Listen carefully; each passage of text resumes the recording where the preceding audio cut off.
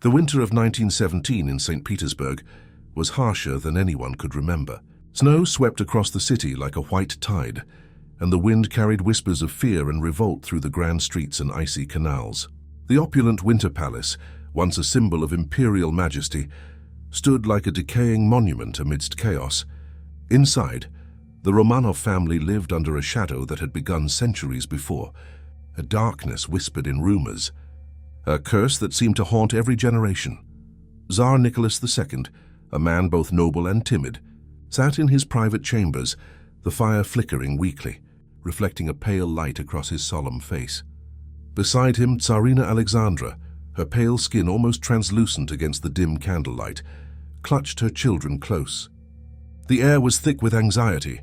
The servants moved silently, fearful not just of the revolution raging outside, but of the unseen presence that had haunted the Romanov lineage for decades.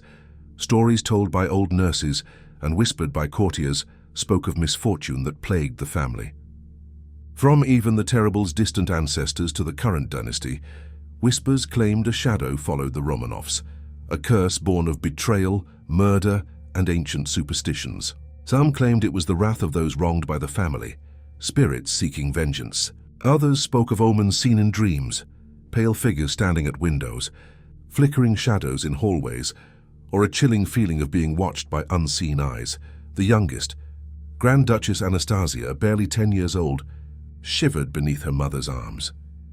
Her dark eyes, wide with fear, seemed to see things others could not. The movement of shadows in corners, faint whispers curling through empty halls, and the faint glow of figures that vanished when approached. Alexandra tried to soothe her children, but even she could not ignore the palpable presence that hung over the palace. Outside, the revolution's chaos crept closer, the voices of the angry masses rising in distant shouts. But inside the palace, a quieter terror lingered, one that had nothing to do with politics or rebellion. Some servants swore they saw figures standing in the corridors at night, garbed in old tattered finery, faces pale and eyes hollow.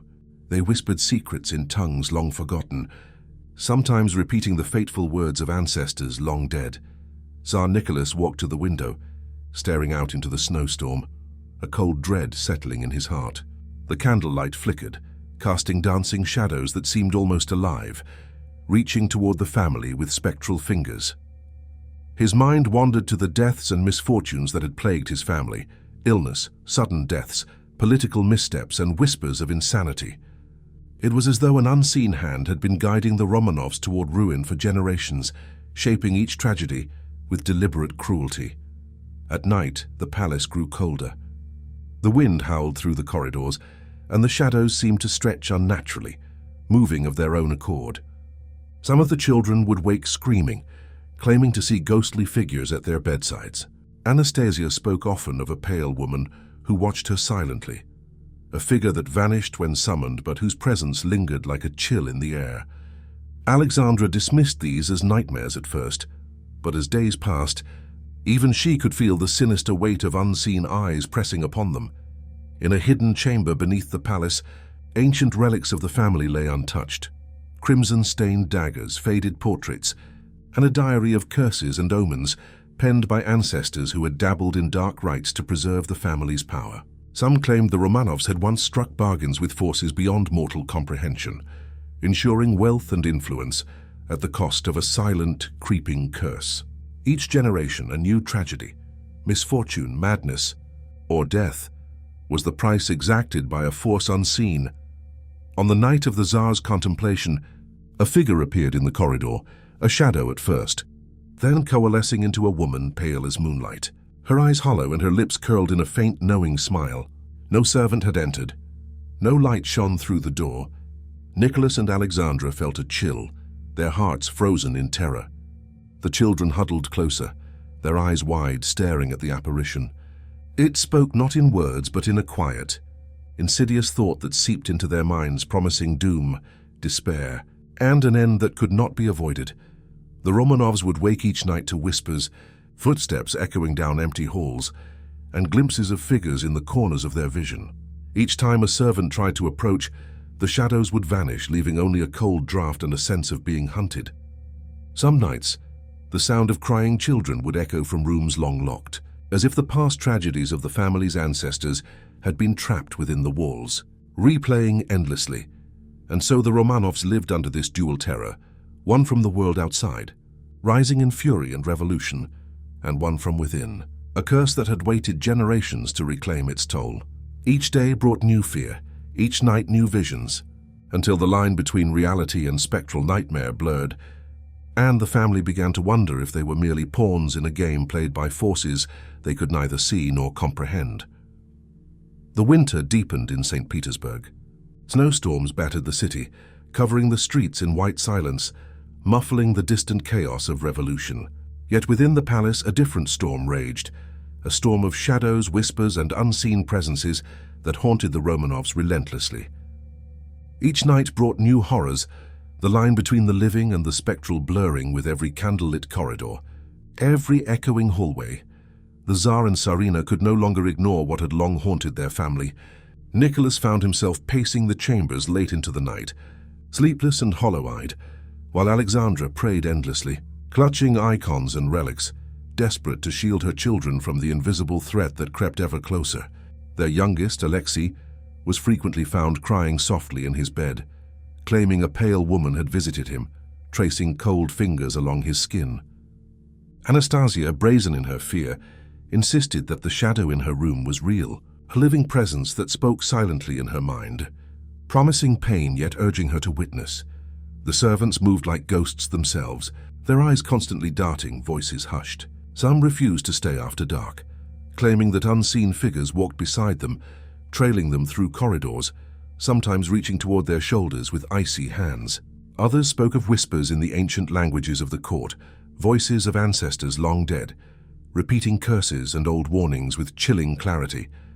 The family, though skeptical at first, could no longer dismiss the sensation that they were being watched by eyes unseen. Late one evening, a storm of wind and ice battered the palace, rattling doors and shattering windows. Lightning illuminated the halls in fleeting bursts, revealing shadowed figures where none should exist.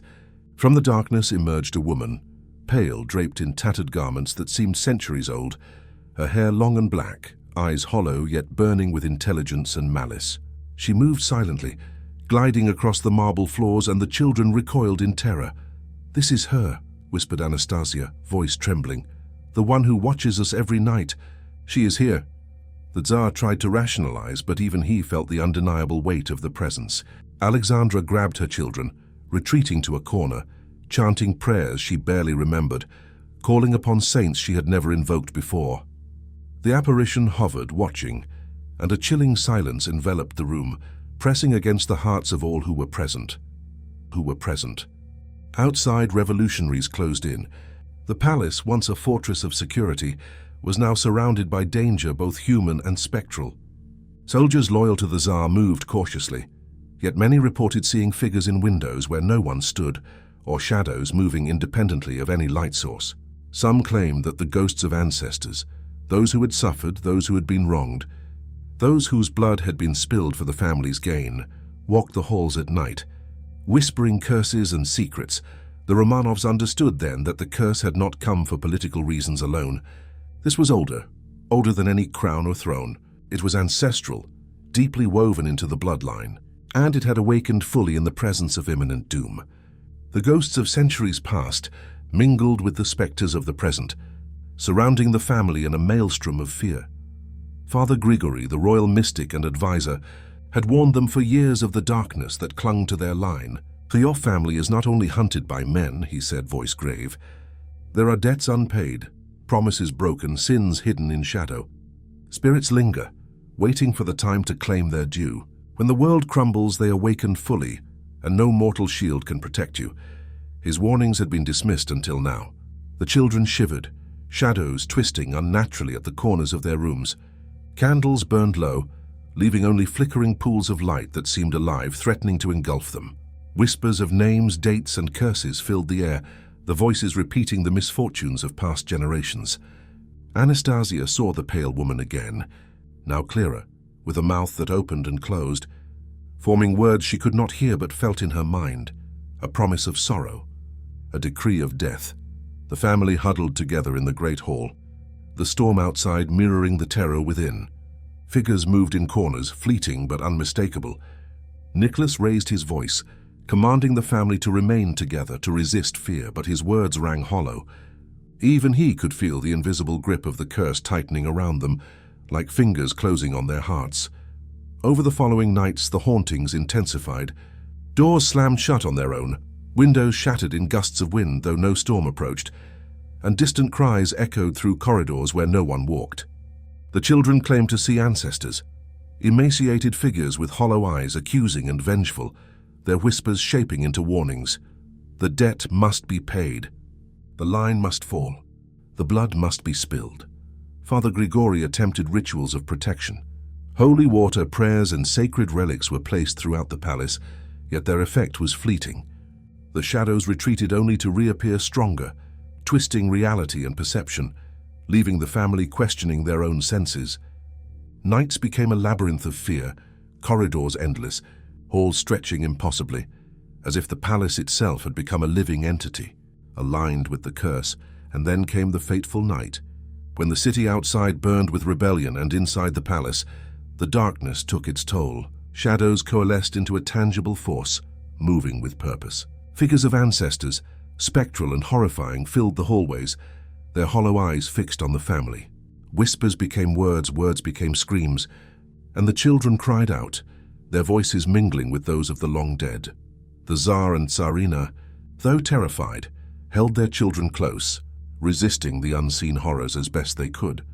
The pale woman appeared again, now fully manifest, her presence radiating cold malevolence. She extended a hand, and a chill so intense swept through the room that even the fire flickered and dimmed. "You cannot escape," she whispered directly into their minds. "The debt is owed. The line will fall. The blood will be paid." The Romanovs realized then that the curse was no longer distant. It had arrived in full force. It moved with intent, targeting each member of the family with precision, echoing the tragedies and misfortunes of centuries past. And as the storm outside raged, mixing fire, wind, and snow, the palace became a theater of horror where history, vengeance, and fate converged. The storm outside had reached a fever pitch. Snow battered the winter palace, howling through shattered windows and echoing along empty corridors. Fires flickered, casting grotesque shadows that danced like specters on the walls. Inside, the Romanovs faced a terror unlike any before, a convergence of human revolt, spectral vengeance, and a centuries-old curse that had finally manifested in its full, terrifying glory. Tsar Nicholas clutched his children tightly, eyes wide, heart pounding, as whispers grew louder and figures moved in the corners of their vision. Alexandra's prayers had become desperate chants, voice raw, as she tried to shield the youngest from the horrors pressing in. Even the stoic servants trembled, their faces pale, hands shaking as shadows bent toward them with unnatural intent. The pale woman, the embodiment of the family's curse, hovered in the grand hall. Her presence seemed to bend the air, the shadows obeying her like extensions of her will. The children saw her clearly now, each detail of her spectral form etched into their memory. Long, black hair, hollow eyes, tattered garments that seemed woven from the darkness itself, and a smile that promised both sorrow and oblivion. "You have been warned," she whispered into the mind of Nicholas. "The debt must be paid. The line of Romanov shall fall. The blood of innocence will seal fate. None may escape what has been written." The air thickened and the whispers of ancestors swirled into a cacophony of accusation, recounting centuries of betrayal, greed, and cruelty. Every ancestor, every ghost of the family's past wrongs, pressed against the living, dragging the Romanovs into a nightmare of inherited guilt. The walls seemed to breathe, the ceiling arched impossibly, and the marble floors pulsed with a crimson glow. As if the palace itself had become an altar to vengeance, Father Grigori, the mystic who had warned them, appeared at the doorway, staff in hand. "It is as I feared," he shouted over the din of voices. "The curse has awakened fully. Stand firm in faith or all shall be lost."